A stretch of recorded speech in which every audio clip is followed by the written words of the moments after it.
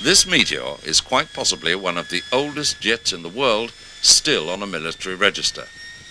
It's on loan to the Martin Baker Aircraft Company as a flying testbed for ejector seat trials. It's the last example of an aircraft which occupies a special place in aviation history.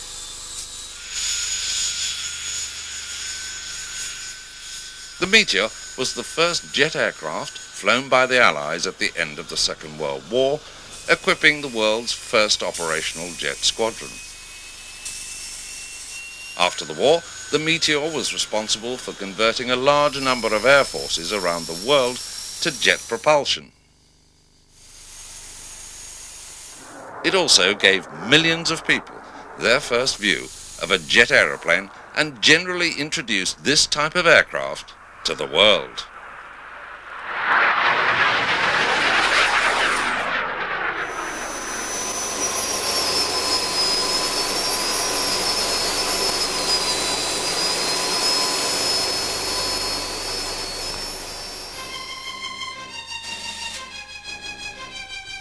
The story of the Meteor begins in August 1940.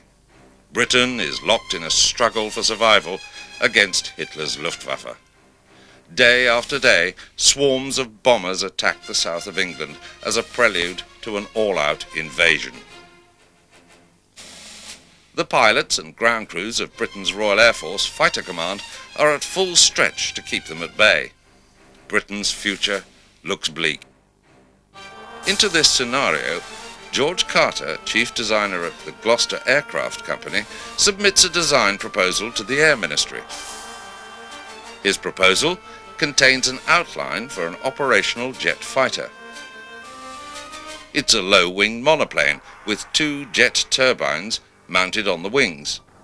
It will also have a high-set tailplane to lift it clear of the jet efflux. He also proposes a tricycle undercarriage and a cockpit set well forward of the wing, giving an excellent view. By November, the Air Ministry issues specification F940 written around Carter's proposal. The future of the Meteor seems assured when an order for 12 prototypes is placed in February 1941. Well, it was designed in a generation when things like Hurricanes, Spitfires could be mass-produced and people could look after them with not that much technical expertise, really. And it's very, very strongly built too. And relatively, it's a simple aeroplane, although, of course, when you look at it, there's thousands of pieces, but it is relatively simple. I don't think they had any choice. I mean, the jet engine was an unknown quantity. Nobody knew what the jet engine was going to be developed to. It could have been restricted to just 2,000 or 3,000 pounds thrust. Nobody really knew at the time. That's why when the Meteor was designed with 2 engines. And once Whittle's engine was proved, and the Meteor was more or less 2 years into its design, de Havilland's produced almost a similar engine, the Goblin, and had that aeroplane flying within a year of starting the concept, because they knew then one engine would be all right, it would be reliable, it would have enough thrust to power a fighter. But it was unknown when they first started with the Meteor.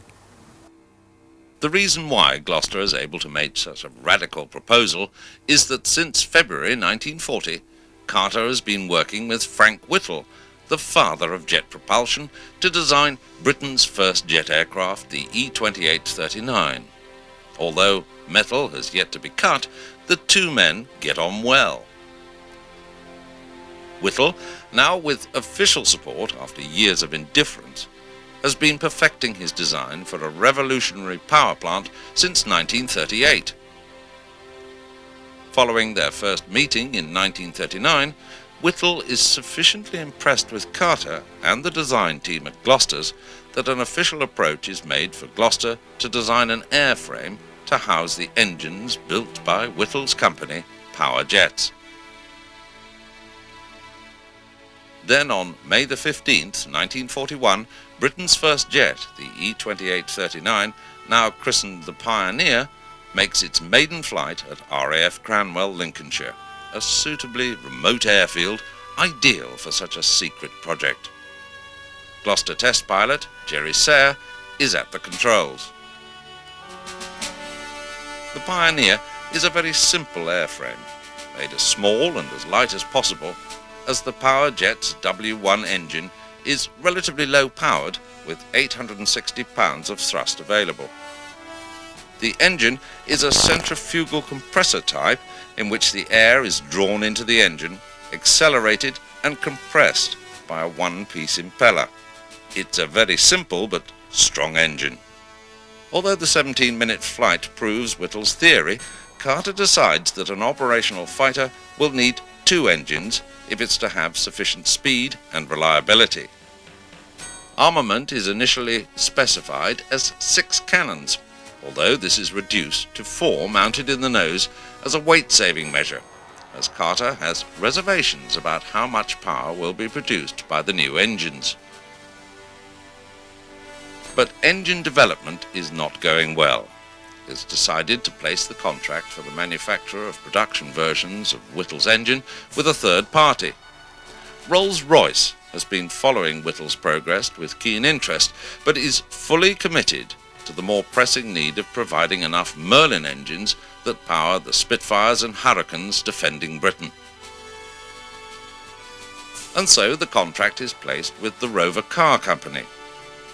Although they have little experience in the manufacture of aero engines, they do have spare capacity. Problems and delays soon mount, with poor quality being the main bone of contention. The relationship is soured further when Rover begin meddling with Whittle's design. By November 1942, the entire Meteor project is thrown into jeopardy. With delivery deadlines slipping, the Ministry for Aircraft Production begins to look at other options for getting a jet fighter for the RAF with minimum delay. De Havilland's chief designer, Frank Halford, has been experimenting with a version of Whittle's engine, the H1. An order is placed for an aircraft powered by a single jet engine, which in time becomes the Vampire. It's this engine which powers the first Meteor flight in March 1943.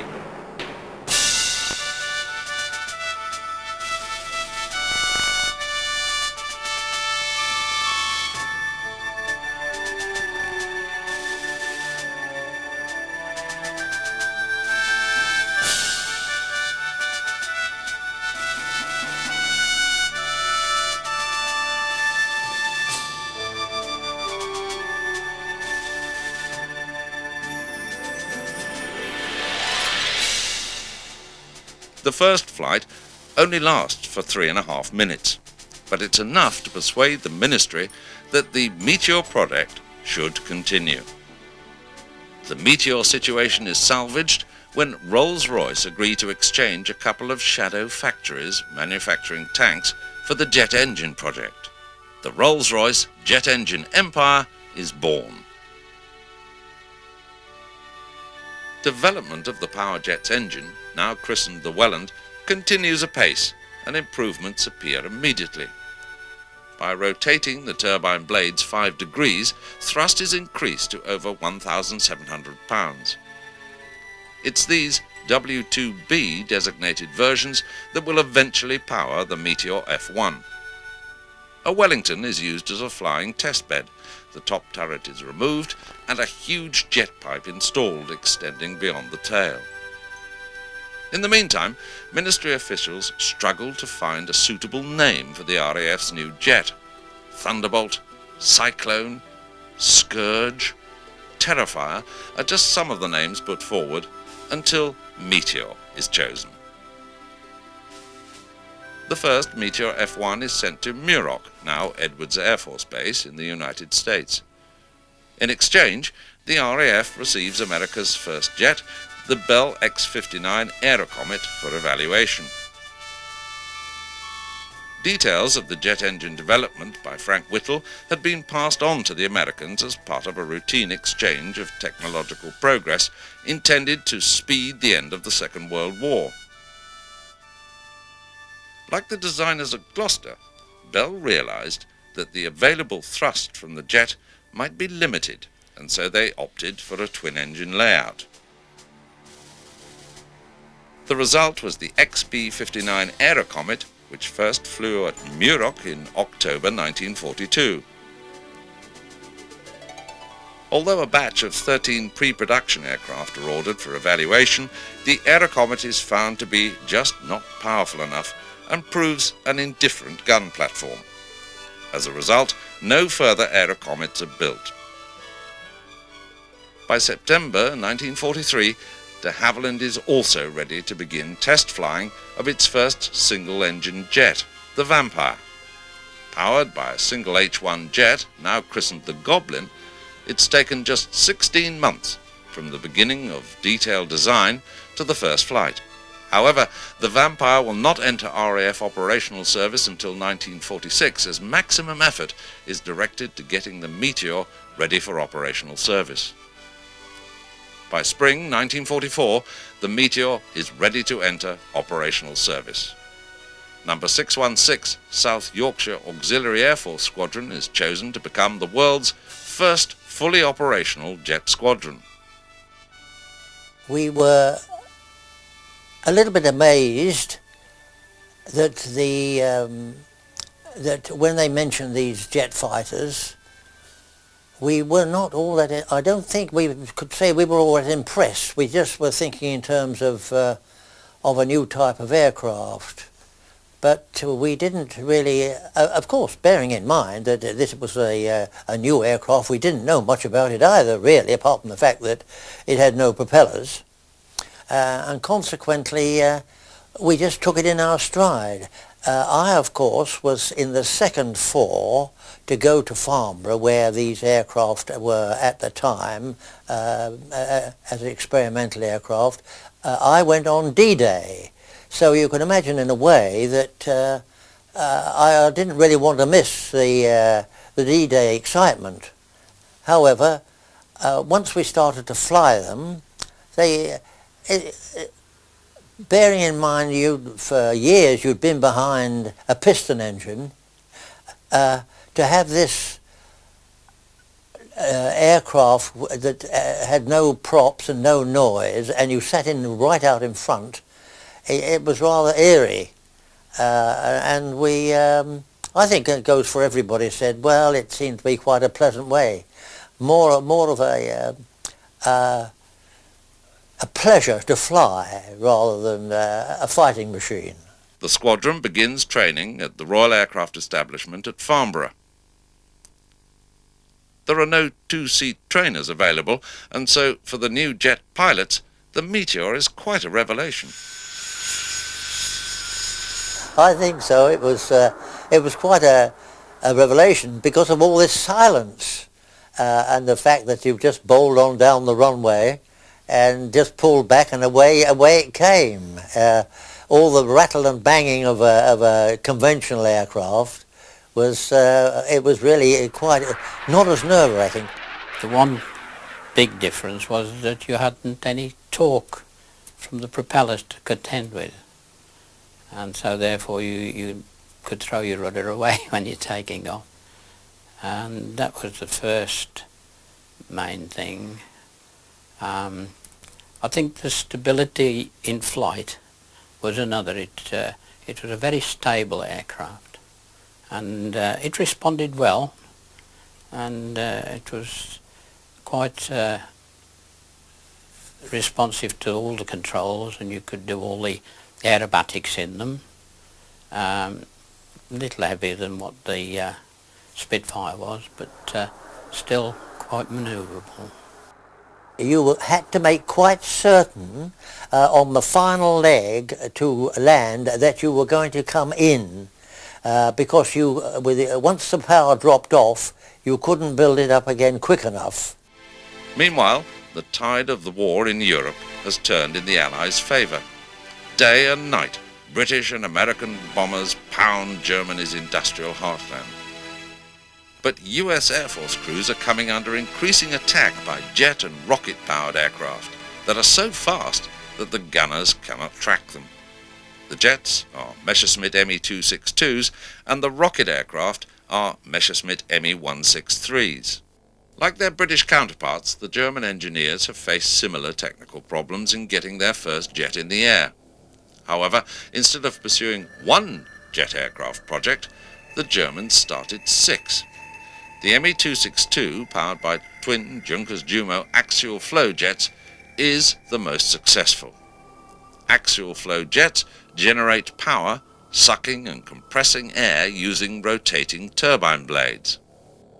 The 262's jets each produce nearly 2,000 pounds of thrust. But with war production severely hampered by Allied bombing, build quality is so poor that reliability is just not good enough. Some 200 pilots are killed in testing accidents before it becomes fully operational in October 1944. The thing that struck me about it with relevance to the swept wing was the very high Mach number that could be achieved with it in control as opposed to any of the Allied aircraft flying at that time. I mean, it was a huge gap, a quantum jump, really. To help the B-17 gunners get used to the speed of the jet, 616 is sent with their Meteors to Debden. And I was sent with 4 Meteors to Debden, where the American base at that time, and we operated out of there against possibly 100 bombers put up as an exercise feature so that their gunners could track the Meteors, and they were most appreciative and said that they thought their gunners had gained a lot from it, which we were quite pleased, because we'd enjoyed ourselves. However, the RAF is once again fighting a second Battle of Britain in the skies over Kent. Just hours after the D-Day landings have begun, the German High Command gives the order for an immediate assault on Britain using primitive cruise missiles. Known as the Vengeance Weapon 1, or V1, the Nazis begin launching their attacks 6 days later from secret locations in Belgium and France. The V1 is a novel but deadly weapon, a pilotless mid-winged monoplane with an explosive nose. Its pulse jet engine is described as sounding like a Model T Ford going up a hill. In time, this is shortened to simply Doodlebug. London is the main target, although many fall short. Nearly 5,500 people are killed by 5,208 missiles. The blasts inflict enormous damage to property, completely wiping out whole rows of houses. After the euphoria of D-Day, public morale is being sapped and fear replaced by mounting anger. The calls for action are getting louder. With a cruising speed in excess of 330 miles an hour, the V1s are difficult to intercept, but it has been known for some time that the greater airspeed of the Meteor will enable them to catch and shoot down the V1. Number 616 Squadron returns to Manston, Kent in July 1944 to prepare for the Meteor's first diver operations, as the V1 is called. Within a week, the squadron converts 32 pilots onto the Meteor. Inevitably, problems are encountered in the rush to bring the aircraft up to operational status. Bearing in mind the aircraft had not been through Boscombe Down and accepted by the RAF, but come straight from the manufacturer, we had a civilian team of each requirement that would have to receive attention with the planes. One of the technicians was an armament technician, and another one was on airframes. On many occasions we found that suddenly the cannons would jam, and of course that meant that the person flying would have to withdraw and come back to base. But luckily these civilians were what you might call ace fellows, thank goodness, and they were able to sort it out, which in many cases meant slightly altering the exit of the links from the fuselage, which meant they could go up on next sortie and be perfect. But it did cause quite a number of failures of being able to take the buzz bomb down. And in fact, one or two occasions, the Meteor drew alongside the buzz bomb and tipped the wing over. And of course it landed in open country. Then on August the 4th, 1944, 616 opens its account with 2 kills within minutes of each other. The first is scored by Pilot Officer Derek Dixie Dean, one of the youngest pilots on the squadron. We were scrambled on with instruction that the V1s were approaching London, and we were to intercept and destroy them. I was approaching Ashford and saw this V1 closed up to about 300 yards behind it. Pressed my trigger for the guns and nothing happened, and I looked around for my number 2, but he wasn't there. So I immediately thought, well, they operate on a gyro system. If I tip him, it'll go down. So I closed up on it, formatted on it, got my wingtip under its wingtip, and looked down to see where I was. Nothing on the trees underneath, so I just pulled back on the stick slightly, and over she went into the trees. Well, I was always very confident in my formation flying, so I thought there's no earthly reason why I shouldn't tip him over. If by tipping him over, it would go down to earth. And I thought it was far safer myself than shooting them down. The Meteor was a very stable gun platform, and I mean, with the divers you're just flying straight and level. There's no manoeuvres, so you can line up, you know. As subsequently, you know, I shot some more down from around 300, 350 yards, and on one occasion there was a couple of Spitfires chasing a diver, and I just went scooting past them and shot it down instead. Not very gentlemanly, I know, but in the heat of the moment. In December 1944, 616 takes delivery of the F-1's replacement, the Mark III. It's intended to use the more powerful Derwent 1 engines with 2,000 pounds of thrust. But because of a delay, the first 15 aircraft are powered by the Wellens.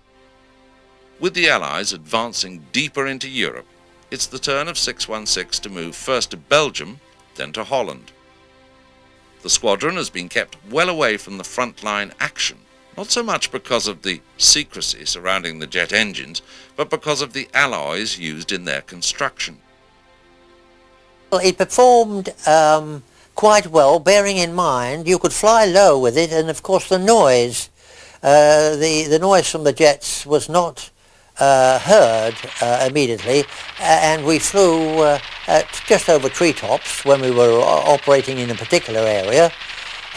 You were sitting in the nose, so you had controlled the cannons, which of course 4 cannons, two either side of the cockpit, and it was quite successful. The only thing about the the Meteor was the turning circle was far greater than the Spitfire.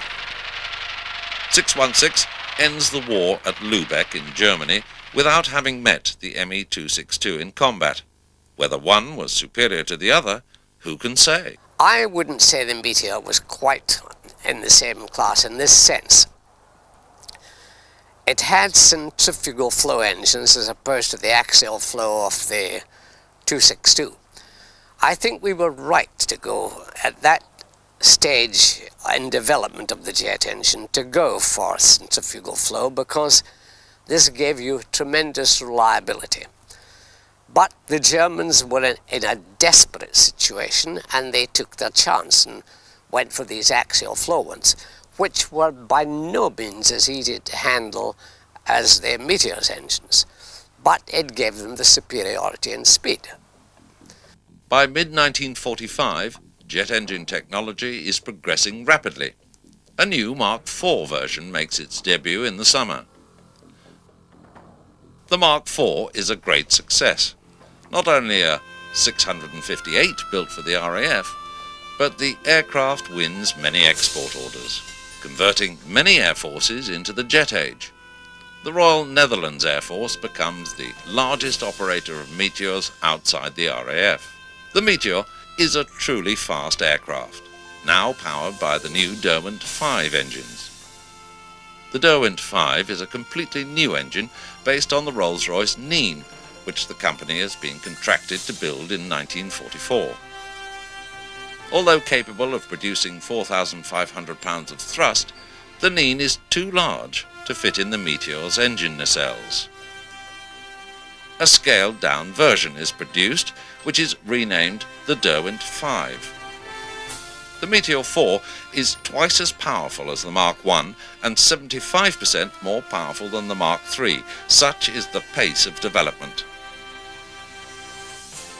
Wind tunnel testing also reveals that a further 60 miles an hour is possible by clipping the wings. As if to underline the Meteor's potential, Gloster began to take a keen interest in recapturing the world airspeed record held since before the war by Germany. Two Mark IIIs are delivered to the reformed high-speed flight based at Tangmere, Sussex, and brought up to Mark IV specification. Their armament is removed and a special high-speed paint finish is applied. Meanwhile, almost daily bulletins have been issued from Gloucester, Manston or Herne Bay, and so far as we know, the only thing really wrong has been the weather. A number of test flights have been made, and Meteors have been seen jogging along at about 520 miles an hour.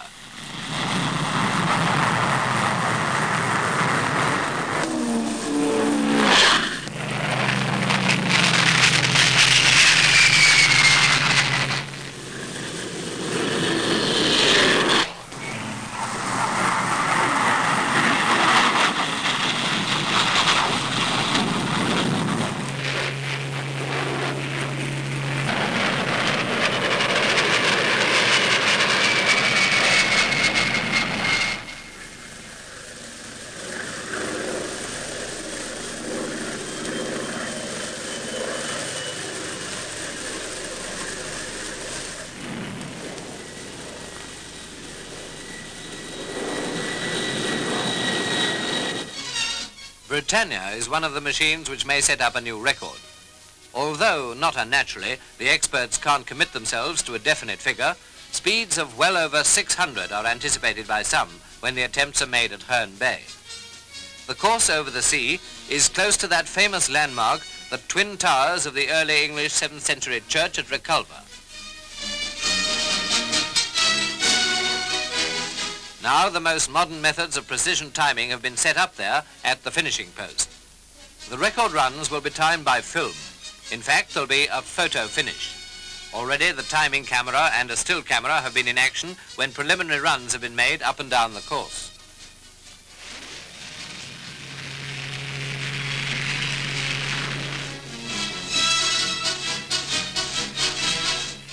What's wanted now is the right weather.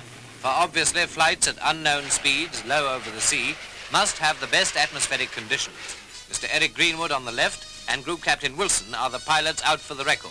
Britain wishes them good luck in their daring attempt.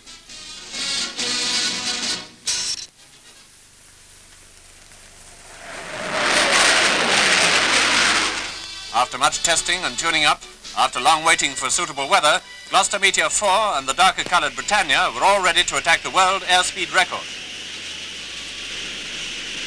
Mr. Eric Greenwood, Chief Gloster Test Pilot, was flying Meteor 4.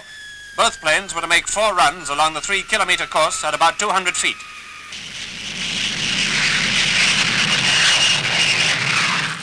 Here are two of Greenwood's runs.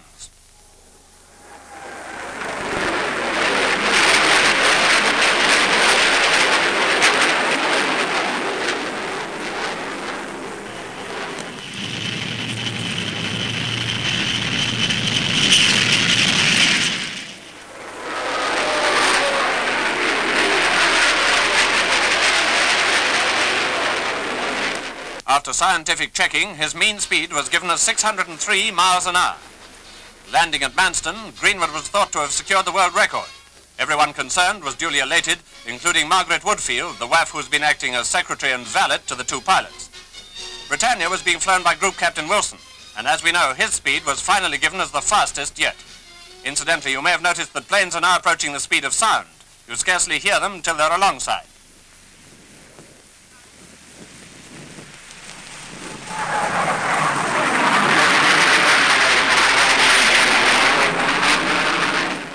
Wilson's average for 4 runs was 606, a big advance on the last official world record set by Germany in 1939 at 469 miles an hour. But I don't suppose it will stop at 606. As for the pilots, their speed in the air is only excelled by their modesty on the ground. Well, Willie, now we've got the corrected speeds, I'd like to be the first to congratulate on a marvellous show. I think it's rather unfair, the amount of publicity the pilots are getting over this, and really it should be given to the team behind the machines, and I would particularly like to mention the RAF team who've been so good at producing the aircraft on time and keeping them serviceable. Well, Eric, I would like to say thanks very much for your congratulations, and here's the time when we meet again on some further flight. Good show, right ahead, Willie. The following year, word reaches Gloucester that the Americans are going to mount an attack on the record, and so it's decided to push the record still higher. 2 Mark IVs are prepared for Group Captain Donaldson. Number 1 pilot for the world record bid is Group Captain Donaldson watching the operation.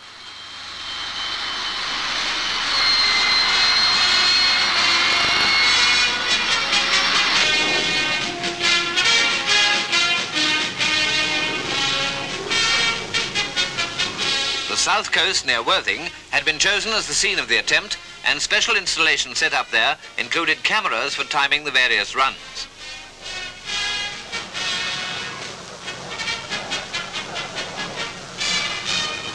Radio operators were also on the job, and preliminary test flights were made.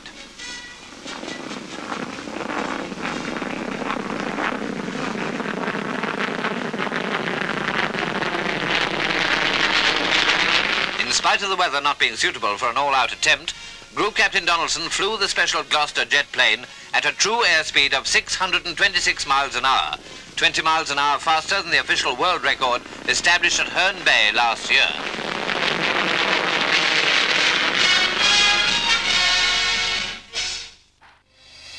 But the euphoria and confidence of Britain's aircraft industry is about to be dealt a savage blow. The Miles M52 project is Britain's attempt to produce an aircraft capable of going faster than the speed of sound using turbojets. A Miles Falcon is adapted to test out aerodynamic theories on the wings and tail unit, while Frank Whittle conducts tests on the Meteor's W2 engine with an afterburner added. However, there's much concern over whether supersonic flight is even possible, let alone safe. Then, in 1946, in one of the most controversial decisions in the history of aviation, the project is cancelled, just as it started to get results. The decision causes much bitterness, and Frank Whittle and most of his team at Power Jets resign, leaving a huge void in Britain's aeronautic expertise, which is never satisfactorily replaced. I would have expected it not to be an easy aeroplane to fly, but I would have thought with the experience we had in aeroflight that we could have flown it successfully. I have to admit I have doubts as to whether it would have had enough fuel to carry out the whole thing. But I think it was worth the risk, and we may well have solved that problem. I think I'm very saddened by the fact that we didn't get to be the first nation to break the sound barrier. Very saddened by that, or disappointed, because I think it was within our grasp. By 1947, it's clear that Western Europe faces a new threat from Soviet Russia. In the aftermath of war, the RAF has been dramatically cut back. Now Fighter Command must prepare to face the threat of large-scale Soviet attacks on Britain. The fighter force is almost entirely equipped with jets, de Havilland Vampires and Meteor Mark IVs. The big question is, does the RAF have enough fighters to respond to the threat? In order to find out, a number of large-scale exercises are conducted with B-29s from the United States Air Force taking on the role of invader.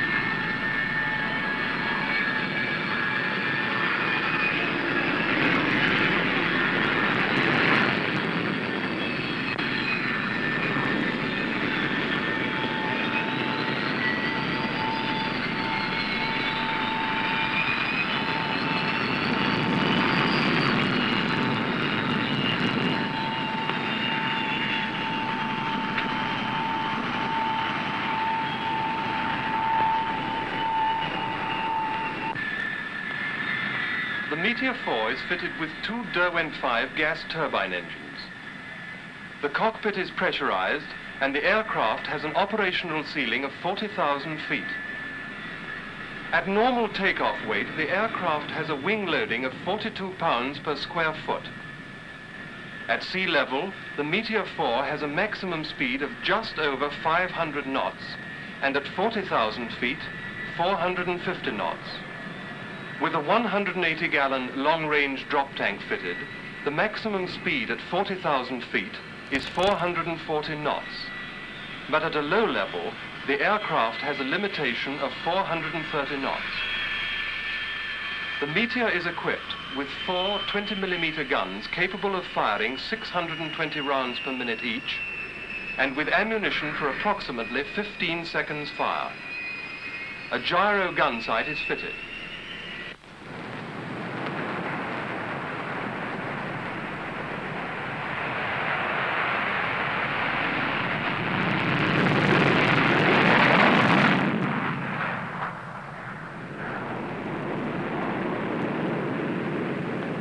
The following combat films were taken at altitudes between 10,000 feet and 20,000 feet, but initial trials were carried out between 30,000 and 35,000 feet.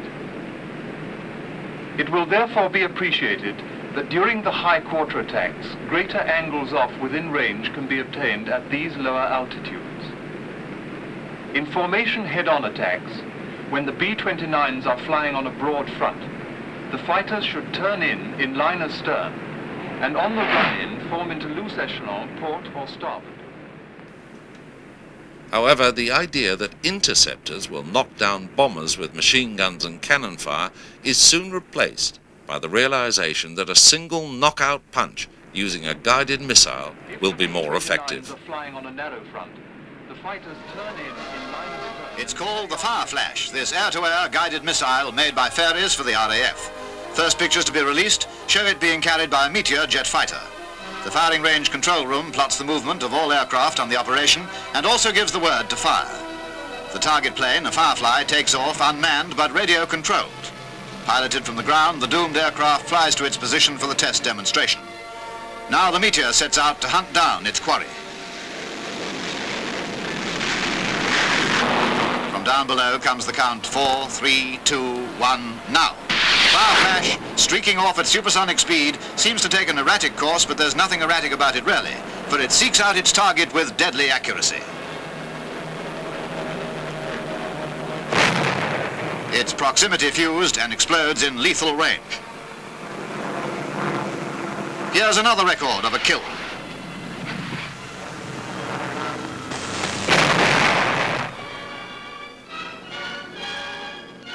Up until 1947, there's been no requirement for a dual-seater trainer, as only experienced pilots were converted to Meteors. But with more and more squadrons re-equipping and export orders flooding in, Gloster realizes that this practice cannot go on. A private initiative is launched when an F-4 is modified with a new front fuselage.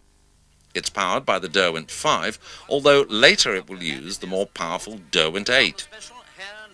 To underline its potential, the aircraft takes part in establishing a new London to Paris city centre to city centre speed record in conjunction with a helicopter.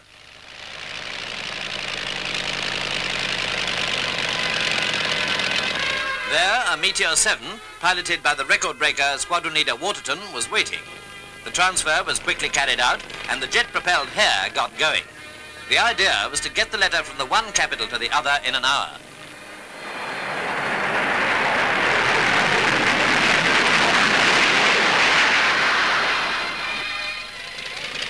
The Meteor came down at Orly to hand over the letter to the second tortoise, a Sikorsky helicopter, and again not a second was wasted before this machine was on its way to the heart of Paris.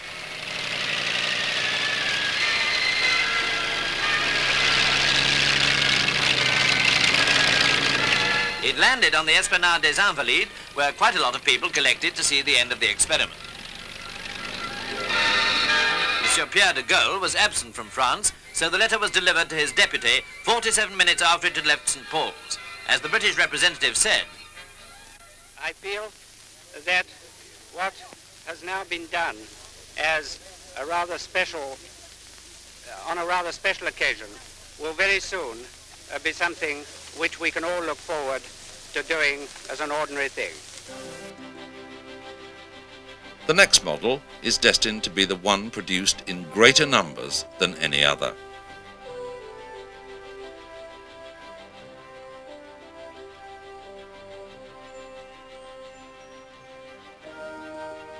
Although today only one flying example survives in the world, well over 1,000 F-8s are built by Gloster's and sister company Armstrong Whitworth, with further production taking place in Belgium and Holland under license. In 1947, it was realized that the F-4, although much improved on the first Meteor, was already beginning to be seriously outclassed by more modern aircraft. Also, the stability problem, which had been present from the beginning, although much improved, was still there, and control from the F-4's tail was very difficult. The answer comes when Farnborough is asked to test a newly designed fin and rudder, which is cut more squarely and is greatly enlarged. The transformation is dramatic, and the new F-8 makes its first flight on the 12th of October 1948.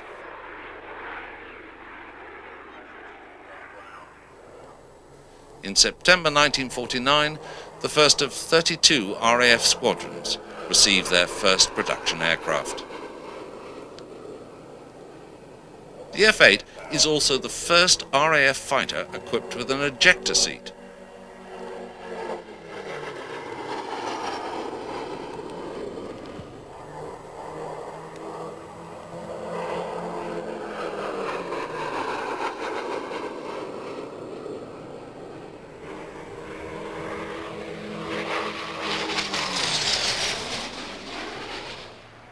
But a worrying number of inexperienced pilots are being killed due to a quirk in the Meteor's handling, which becomes known as the phantom dive.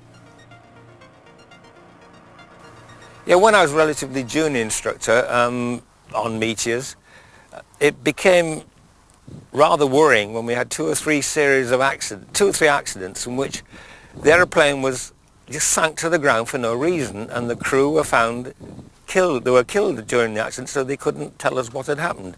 We always found that the air brakes were out. And we realized quite quickly that this was the cause of the crash, the air brakes being left out when the undercarriage was down for some reason.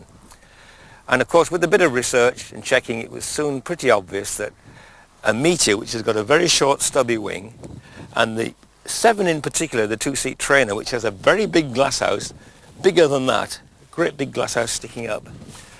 The short area of wing between the engine and the fuselage can very easily be blanked off. And as the air brakes are in there, if they are left out and the aeroplane skews sideways and that area is blanked off, you've lost a lot of lift on the wings, and also it blanks off the tail area, which is the directional control. And what was happening was, when the undercarriage was put down, it comes down sequentially, one side, the other side, then the nose. As it did this, the aeroplane was yawing, which we always knew, and then we were getting the blanking effect. And if the crew were a little bit negligent, a little bit slow, didn't stop the yaw immediately with their rudders, they were getting into this effect. It was a sort of a compounded stall, and you needed at least 2,000 feet to get out of it, and if you weren't very quick, you were splat into the ground without even realizing it had happened. The Meteor is also the only British jet to fight in Korea, equipping No. 77 Squadron of the Royal Australian Air Force. Although it's successful in the ground attack role, it shows its age when pitched against the Communists' latest fighter, the MiG-15. I think being lucky to have flown both the MiG-15, the Meteor and the Venom and the Vampire, all the early jets in my career, the differential between the MiG-15 and the Meteor was quite marked. Obviously with the MiG-15 you had exactly the same sort of engine, a centrifugal compressor, slow wind-up times, lots of fuel consumption, etc. But of course it was swept wing, so this meant it was a little bit faster, it was extremely manoeuvrable, and it carried a big punch and a big cannon. Vis-a-vis the Meteor, of course, you had twin engines, so you had even more fuel consumption, so probably quite limited fuel endurance. You had to put big drop tanks on it. But the MiG-15 was an early jet, very manoeuvrable, quite interesting on the landing situation because you got a bit of Dutch roll, so you had problems from a piloting point of view. But of course it was operated off grass, very much like the Meteor, so it was a good all-rounding aeroplane. The Gloster team continues in its search for improvements in performance. A Meteor 8, powered by Armstrong Siddeley Sapphire II engines, establishes 4 time-to-height records, including a climb to 12,000 feet from a standing start in just over 3 minutes.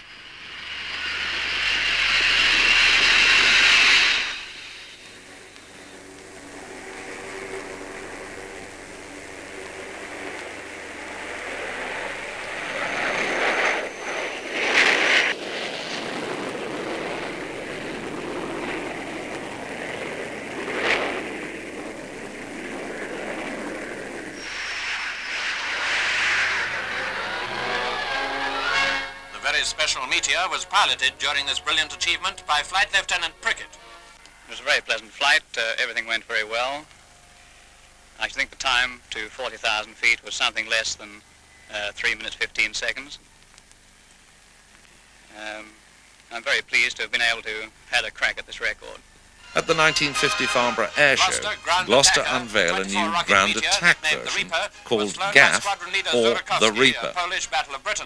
Its outwings are strengthened to accommodate 24 rockets. It's demonstrated by the legendary Polish test pilot Jan Żurkowski, or Zura as he's more commonly known.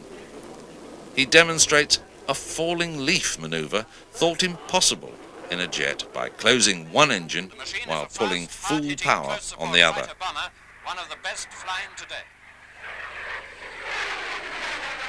Probably the most radical redesign of the Meteor is revealed in 1950 when the NF-11 night fighter version is unveiled. With Glosters working to full capacity manufacturing F-8s, responsibility for the night fighter replacement for the Mosquito is handed to Armstrong Whitworth at Coventry. The NF-11 has a centre section and rear fuselage of the F-8, to which is added a T-7 style cockpit. It also has an extended nose housing the radar.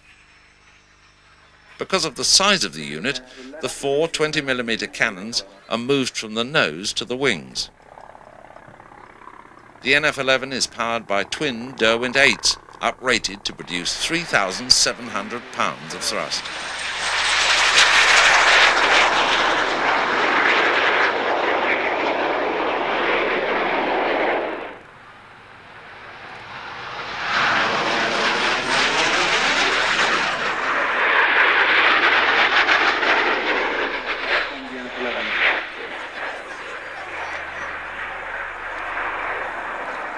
Pulling up, employed on this aircraft type, although soon at the very first news of the flight.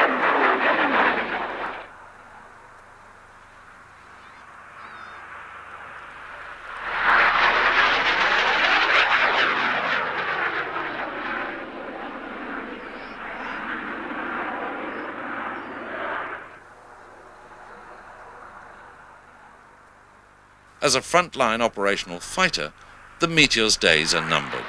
New swept-wing fighters like the Hawker Hunter taking its place during the mid-1950s.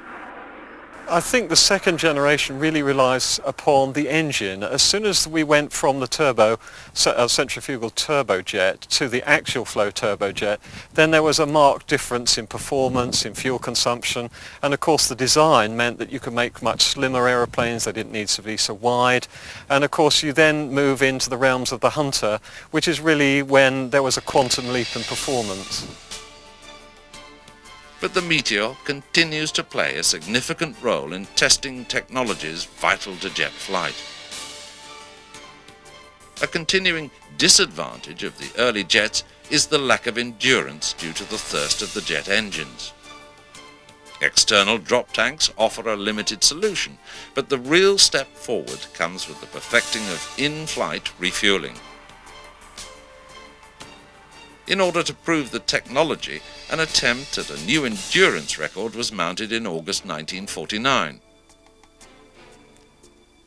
A Meteor 3, with a refueling probe attached to the nose, took off from Tarrant Rushton in Dorset at 5:20 in the morning. Half an hour later, an Avro Lancaster converted to a tanker took off and carried out the first refueling. 240 gallons were transferred. An hour later, a second rendezvous was made for a further transfer of fuel. The flight continues over the English Channel with the tanker and Meteor coming together at hourly intervals, with the Lancaster landing every 4 hours to take on more fuel supplies. In all, the Meteor is refueled 10 times, even during bad weather towards the end of the flight. 12 hours and 3 minutes after he took off, pilot Pat Hornage lands. Not only has a new endurance record been set, but the feat shows how future generations of jet fighters will extend their operational range across continents.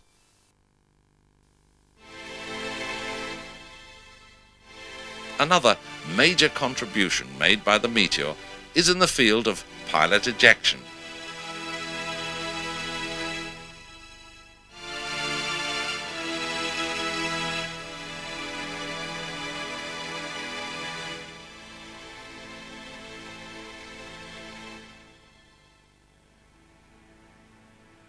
As aircraft are getting faster and faster, it becomes clear that pilots are unable to jump clear of their aircraft in the time-honoured method. Blower tunnel tests at the Royal Aircraft Establishment, Farnborough, have produced interesting evidence.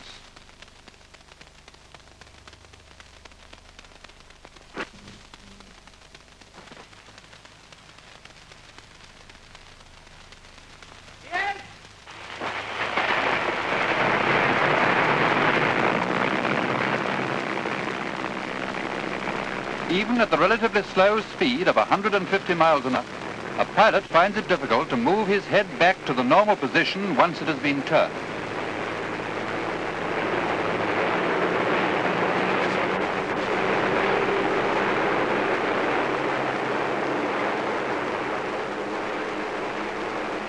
At higher speeds, It may even be impossible for him to get out of his cockpit unassisted.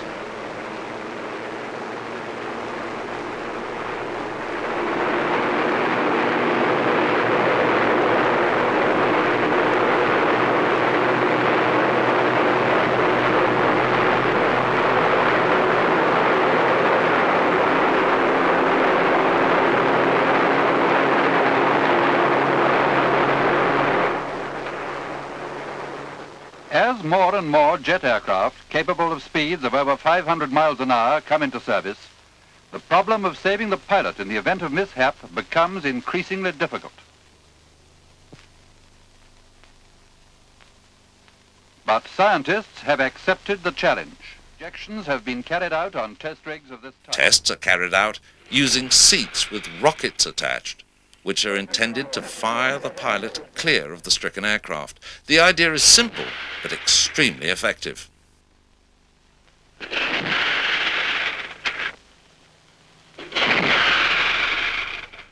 Although test rigs on the ground show that the idea works in principle, will it work in a speeding jet? Dummies have been repeatedly carried out.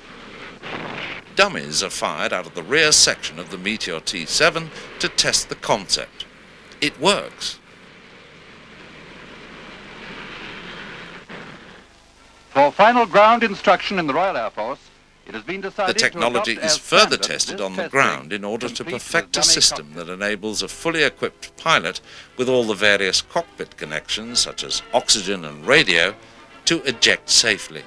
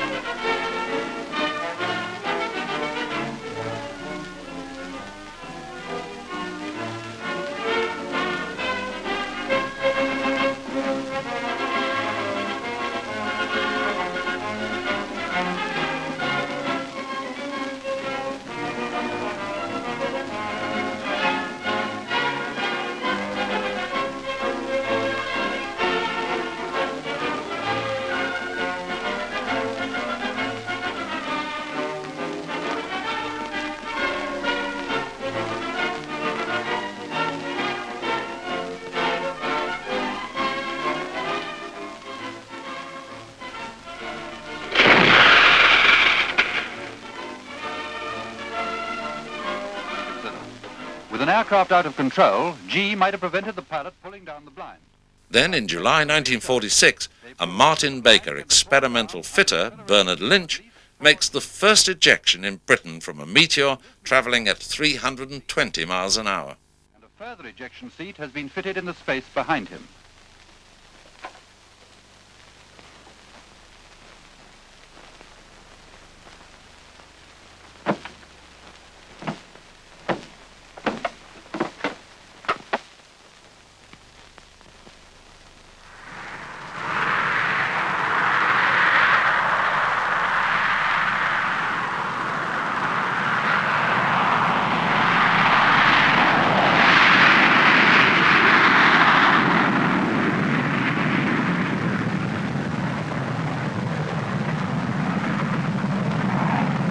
Watch carefully as in the special rear cockpit, Lynch gets ready to fire himself out for the second time.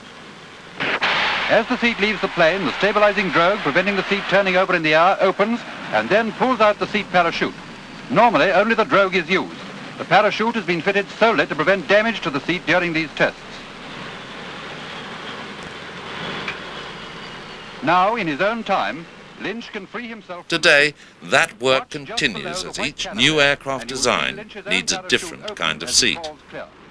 Well, we use the Gloster Meteor here at Martin Baker principally for ejection seat testing. We can test the seats on the ground, we can test them behind a rocket, but of course what we really want to do is to test them when they're in the air, and that's the function of myself and this lovely aeroplane. Martin Baker used the T7 modified with the tail of the F8 for improved stability. But one wonders why more modern aircraft would not be more suitable. Well, this aeroplane is a service aeroplane, it's still on the military register, and obviously from our point of view what we're looking for is a solid, reliable twin-engine machine, and that's exactly what this aeroplane is. The reason for twin engine is obviously if we have some form of emergency we don't want to obviously lose the aeroplane, but more importantly when we have an ejection we don't want the rocket efflux etc. going into a single engine. We need an aeroplane with wings that have got engines on them a long way from the cockpit. I think in terms of the timeline, it's an extremely important development, and more so these days with the cost of crews, etc. And what price does one put a life at? I mean, you can put the price with regards to training, etc. But I think life is very precious, and when you bear in mind that we're now nearly 7,000 lives that have been saved with ejection seats from this company alone, then I think that in itself tells a very, very important story. It's nearly 60 years since the first Meteor blazed a trail across the sky, announcing the arrival of the jet age. Since then, Meteors have played a central role in shaping what we know and understand about today's jet fighters. In-flight refueling, ejection seats, even supersonic flight can be traced back to the experience gained whilst building the Meteor's engines. It seems incredible that an aircraft designed during the early years of the Second World War is still performing such sterling service.